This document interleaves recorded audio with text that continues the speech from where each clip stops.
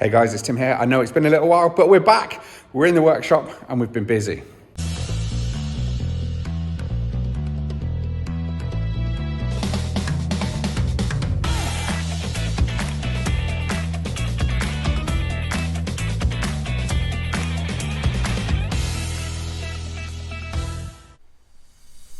So we built on top of these containers. You can see the roofs are a bit rotten, so that's not a problem because we're boarding over. So what we had to do first is get our friend Ox in with a laser, because frankly everything is cooler with laser beams. So we've measured up the top of the containers to make sure it's all level, and we've put some big bands across the top. So these are the same as you'd have in your house to hold up your floors. So we've done a proper job here. We thought it was something worth investing the money in. So Ox has been up here for a few weekends helping us sort this out, and yeah, it's gone really well. So we've laid them out, bolted them all into place, and yeah, we're nearly there.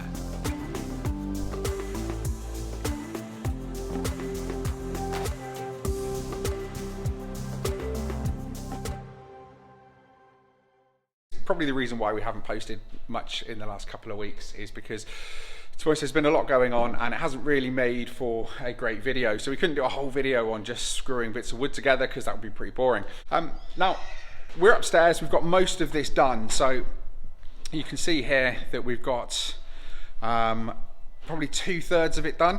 We're kind of, yeah, we're almost there. We've just got to get this done and then put the stairs in over in that corner and we're good to go. So we can start getting cars in here, we can get everything set up. We've just got to finish off some of the last bits of wiring. But it's been busy. There's been a lot going on, but obviously there's not been much to talk about. I've got to report back and say I have been a victim of peer pressure. Yeah, so we're here, we're kind of in lockdown, so it means we can't get out and go to the pub and do all the fun things that we would normally do, but we can still go to work. Here we are, I'm in the kitchen, returning to the scene of the crime. What crime is that? Well, so I was chatting to Dave the other day, and we were talking about my Jetta Coupe and really how I want to give it a bit of a freshen up for 2021. You know, this year's been a horrible year. My car's been seen a fair bit, and I kind of thought, you know what, I want to make something of my coupe. Really, it's nice to look at, but it's not particularly fast. The seats aren't particularly comfortable. So what can I do with it? So I put a post out on Facebook talking about engine swaps, and I kind of guess I just got carried away.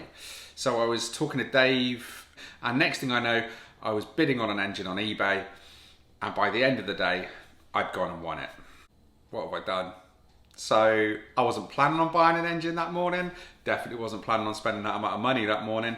So yeah, now I've got to drive up to Leeds to go and pick up an engine. There's only one slight problem, and that is I'm not going to fit an engine in the back of the Seat Ibiza. Yep, so it's on the road. I've been driving it for the last couple of weeks to make sure everything's okay before we get it wrapped. But yeah, the back end of this is tiny. We are never going to fit an engine in this boot. I mean, let's have a look.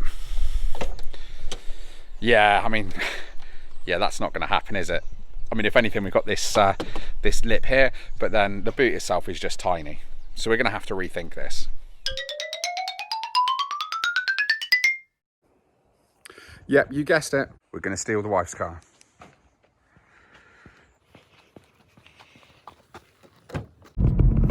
Right guys, it's 8 o'clock on Sunday morning and I'm in the car for what is probably going to be a 3.5 hour road trip. So I'm in the wife's A3. Now it's a sportback, so it's got a little bit of extra room back there. So I stand a much better chance of doing this successfully in the A3 other than the Ibiza. I mean, frankly, with the seats down, it was still never going to happen. So I'm in the A3. It's comfortable, it's got heated seats, which at this time of the year is a godsend. But I was supposed to be doing this in a caddy. So not long ago, I bought a caddy for £150. Yep, you can see where this story is going. So I bought a caddy for 150 quid. Now, it was MOT'd, it was a non-runner. So if anyone knows anything about caddies, a non-running caddy is usually Relay 109, which controls the diesel pump. So I went there with a pocket full of Relay 109s to test it out, and it turned out that it wasn't the Relay 109. The guy said he'd had the injector off, and and fuel was getting up to it. So that meant that it was something more sinister. So he said he drove it, it started running on 3, and then when he got home the next morning, it just wouldn't start up. So so he kind of just left it. So at that point, we towed it back to the workshop and thought, well, you know what, I'm sure for 150 quid we can get this caddy running. So it turned out we put a battery on it, so fresh battery, cranked it over a good few times. We could hear it chuffing away, so there was a leak somewhere, but actually within less than 30 seconds it fired into life. So we thought, yeah, we're onto a winner here. And it turned out that chuffing noise was a 62p copper injector seal. So 62p later, we had a caddy that was running. So kind of didn't do anything with it. I thought it's always useful to have a little van for times when you want to go and buy an engine. But the MOT ran out, and obviously with lockdown and everything else, we've had our hands full. And I went to get it MOT'd the other day. Took it to get it MOT'd, and you know what?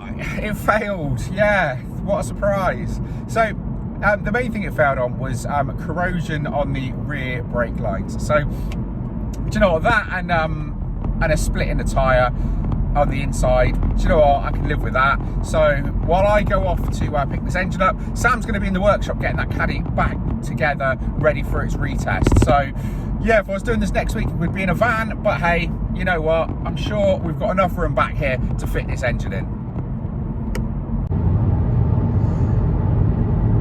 Now it is quite a foggy and misty day today, so hopefully it's going to clear. But I've got 3.5 hours of this, so cruise control set for 70 miles an hour.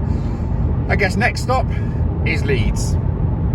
Guys, we're taking a slight detour. Got a call from Luke asking me what I was up to. Told him I was going on an epic road trip and he wanted in. So luckily Luke lives on the way. I'm meeting him in the office. So I'm just about to pull up now. So I'm hoping he should be there. So just stopped off at the office. There's Luke's TT behind us, and he should be in here.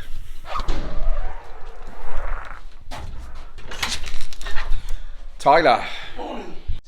Good morning, Luke. Good morning, all. Are you ready for this road trip? We are ready for this road trip. Then let's go.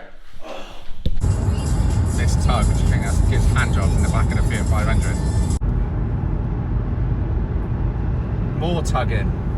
What is it with everyone tugging each other up north? So it's 2.5 hours in the car already.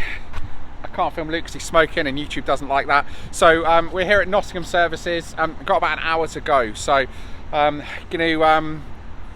just get back in the car now.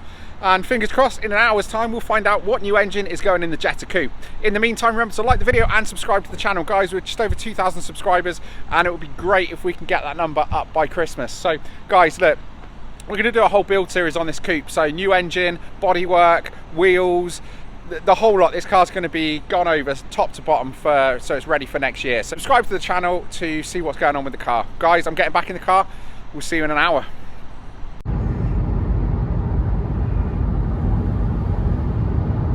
Now, when we got there, the guy didn't really want us filming around his workshop, so that's fair enough. So this is everything in the back of the car.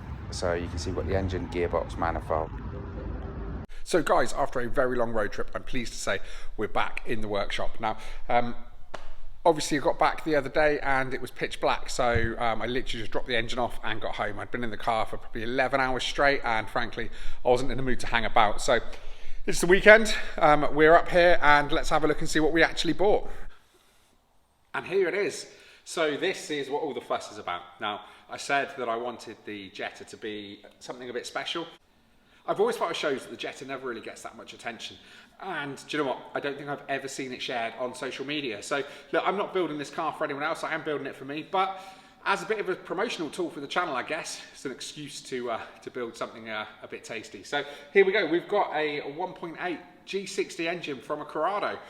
It also came with the gearbox, the radiator, a load of other bits and pieces as well. So we've got most of the bits for the conversion. It came with the loom, came with the ECU. It's got a smaller pulley. It's been remapped for that smaller pulley as well. So yeah, do you know what? I'm quite happy with it. Now, if we take a look at the side of the unit here, it's got an OCD stamp on it. So this has actually been worked on, so it's got a smaller pulley, as I said, and it's also been ported inside. So I'm gonna have to take the charger off because frankly you can never trust a G60 on the best of days. So I'm gonna send it back to OCD and let them do another rebuild on this. Apparently it was rebuilt about 3 years ago, but it's been off the road a little while, and even though there was history with the charger, do you know what, it's one of those things. I think Dave described it as a suicide pulley. So look, if I'm going to run the smaller pulley with larger boost, I should probably get it checked over and have some new seals put in. Now it's going in the coupe. So you've seen the coupe before, it's been on a load of videos. It's probably the staple car on the channel. So if I take a look at what it's got now, so yes, it is a 1.6 with a Weber carb. Now the engine also came with a 4-branch manifold, so I'm going to need to get a decat because it's got the decat flange on there, so that's no problem.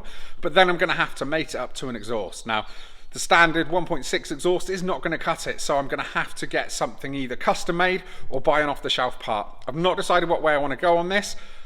I'm kind of leaning towards one way than another, but I'll have to make my mind up nearer the time. So we're going to get this car pulled apart over the next couple of weeks.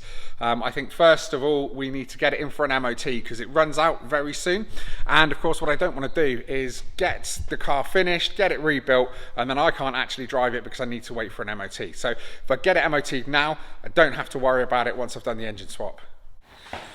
Now with everything that's been going on, moving into this workshop, getting the electrics done, getting that mezzanine floor done upstairs, it's kind of meant that we haven't really been able to do much on the cars. So apologies for that, guys, and thanks for sticking with us. We're at around 2,200 subscribers now, which is just insane.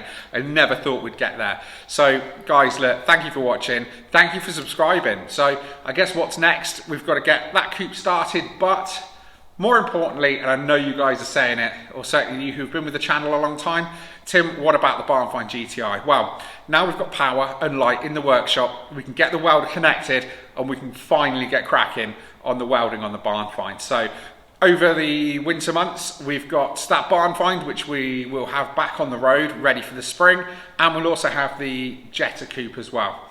Now we're going to do some work to Sam's car. He wants to do an engine swap on his, so look, we're doing it all. So guys, there's loads coming up in the next couple of months, so please remember to like this video, subscribe to the channel. Thanks for watching, and I'll see you on the next one.